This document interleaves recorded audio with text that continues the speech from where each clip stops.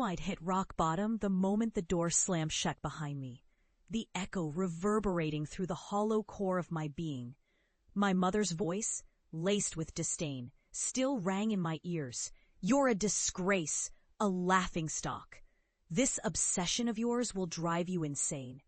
She had spat those words like they were poison, like they could cut me down before I ever had the chance to rise. For years, I endured the mockery, the pointed fingers, the snickers that chased me down hallways. I was the family lunatic, the cursed epidemiologist chasing shadows and myths, while they clung to their mundane lives. I had insisted that a recent foodborne outbreak was tied to an ancestral curse, a ridiculous notion to anyone who hadn't tasted the darkness I had encountered. But I knew better. I knew that there were things lurking beneath the surface, things that thrived in the shadows of folklore and tradition. So I left. I searched for the origins of these curses, the forbidden culinary practices hidden in abandoned villages, the rituals tied to darkness-eating parasites that my family dismissed as mere fables. I wandered through crumbling structures, haunted by the whispers of the past, chasing the remnants of a world they refused to see. The more I uncovered, the deeper I sank. I became consumed by my work, mapping cursed territories, collecting the remnants of practices that had been buried under the weight of modern skepticism.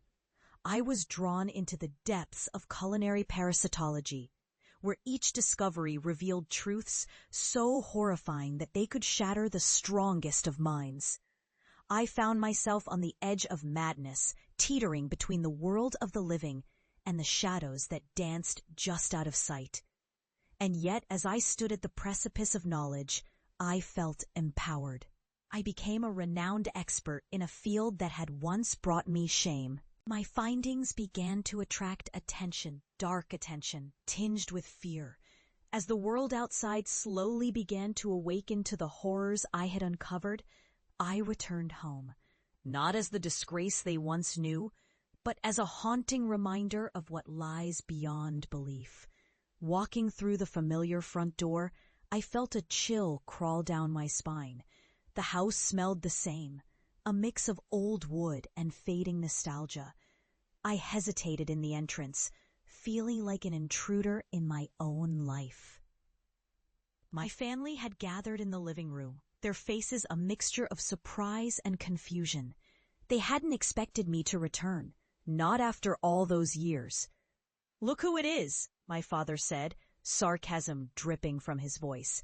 "The prodigal scientist returns. Have you finally lost your mind?" But I wasn't here to argue. I wanted them to see, to understand the weight of what they had ridiculed. I stepped into the room, the shadows lengthening around me as if they too were eager to witness the confrontation. Their laughter faded, replaced by a tension that hung thick in the air. "Mom, Dad, I need you to listen," I said, my voice steady but tinged with urgency. "What I've uncovered, what I've survived, goes beyond what you can imagine. You need to understand that the darkness is real, and it has a taste."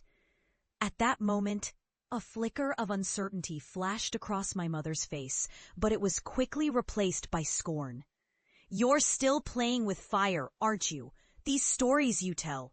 "They're not just stories," I interrupted, my voice rising. "They're warnings. There are parasites that feed on fear, on despair. They seep into the food we eat, the traditions we follow. I'm not here to shame you. I'm here to save you from what I've seen." As if to punctuate my words, the flickering lights above us dimmed, casting long shadows that danced across the walls. The room felt suddenly colder, and I could sense the shift in the atmosphere. My family exchanged uneasy glances, the laughter that had once filled the space now replaced by a palpable dread. I reached into my bag and pulled out a small vial, its contents swirling like a storm. "This is a sample of what I found in the ruins of a village. I've documented everything. How these parasites are tied to ancient curses, how they can latch onto those who mock what they do not understand. Before they could respond, the shadows twisted and writhed, coalescing into a dark form that loomed at the edge of my vision. I could feel their presence, the weight of their hunger, pressing against the walls of reality. My heart raced as I continued. You may not believe me, but it's all here, lurking beneath the surface. And then the shadows surged forward, a dark tide erupting into the room. My family recoiled, their faces paling as the air thickened with an oppressive dread. They blinked, and suddenly the walls seemed to pulse with an energy both foreign and ancient. I watched as the realization dawned on them. The terror they had dismissed had come home, and it was as real as the blood that coursed through their veins. "Mom, Dad, you have to believe me!"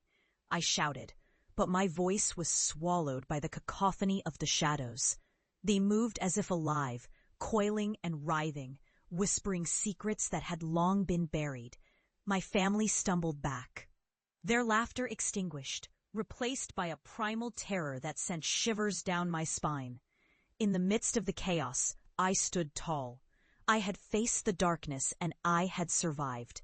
As the shadows enveloped my family, I felt a bittersweet sense of vindication, a dark catharsis. They had mocked me for being delusional, yet here they were, confronted by the very truths I had spent years unraveling. I turned away, knowing they would face the consequences of their disbelief. The shadows would not harm me. I had earned my place among them. I stepped back into the world, leaving behind the echoes of their realization, a haunting reminder of the cost of ignorance. As I closed the door behind me, I felt the weight of their fear linger in the air, a dark echo of vindication. I had unearthed the truth, and in doing so, I had become part of the darkness they feared. I walked away, knowing that I was no longer the disgrace they once believed me to be, but a harbinger of the terrors they had chosen to ignore.